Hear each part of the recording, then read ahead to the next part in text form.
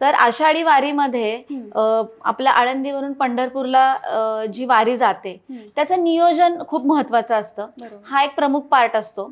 आणि जे day to day administration आहे त्याच्या बाबतीमध्ये मला खूप त्रास झाला नाही. त्याचं कारण असं आहे की मी इतर संस्थांचं जे दैनंदिन कामकाज आहे ते कसं करावं आणि त्या कामकाजामध्ये अडचणी येऊ नयेत या लिगल पॉईंट ऑफ व्ह्यूनी मी आतापर्यंत 15 वर्ष जे आहे ते संस्था चालकांना मार्गदर्शन करत आलेली आहे वेगवेगळ्या माध्यमातून. त्याच्यामध्ये मी फ्री ऑफ कॉस्ट सेमिनार्स वगैरे सुद्धा पूर्वी घेतलेले आहेत. तर त्याचा मला इथे फार फायदा झाला. आणि जे डेली रुटीन आहे तिथलं जे ॲडमिनिस्ट्रेशन आहे जो दैनंदिन कामकाज आहे त्याच्यामध्ये मला त्याचा फायदा झाला.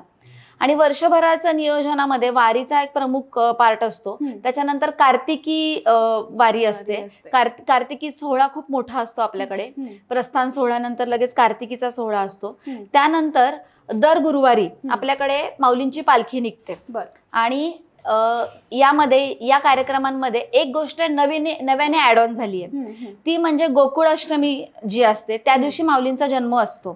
आणि 750 वर्ष माऊलींच्या जन्माला पूर्ण झाले असल्याने आम्ही जन्मोत्सव जो आहे हा खूप मोठ्या प्रमाणात 750 वर्षाचा साजरा केला. आणि 750 वर्ष जेव्हा पूर्ण झाली तेव्हा आम्ही 22 किलो सुवर्ण कलश जो आहे हा माऊलींच्या मंदिरावरती बसवला.